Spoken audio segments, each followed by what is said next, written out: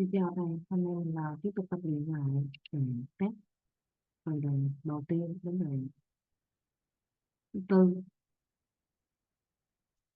When I was 27 years old, I left a very demanding job in management consulting for a job that was even more demanding, teaching. I went to teach 7th grade math in the New York City public schools. Unlike any teacher, I made a quizzical test, gave out homework assignments. When they were come back, I calculated grades. What struck me was that IQ was not the only difference between my best and my worst students. Some of my strongest performers did not have a stratospheric IQ scores. Some of my smartest kids weren't doing so well. And that's got me thinking, the kinds of things you need to learn in 7th grade math.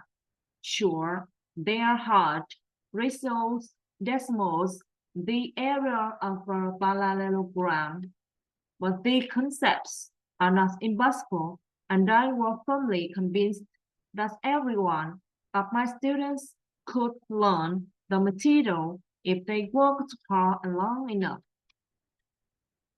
After several more years of teaching, I came to the conclusion that what we need in education is a much better understanding our students and learning from a motivational perspective, from a psychological perspective.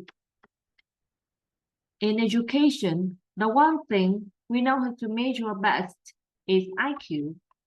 But what if doing well in school and in life depends on much more than your ability to learn quickly and easily? So I left the classroom and I went to graduate school to become a psychologist. I started studying kids and adults in all kinds of super challenging settings. And in every study, my question was, who is successful here and why?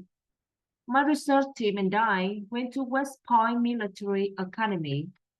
We tried to predict which cadets would stay in military training and which would drop out. We went to the National Spelling Bee and tried to predict which children would advance further in competition.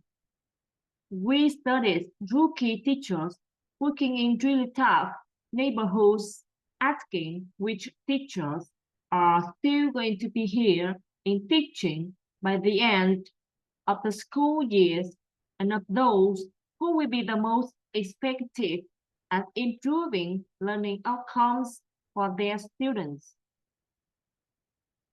We partnered with private companies asking which of the salespeople is going to keep their jobs and who's going to earn the most money.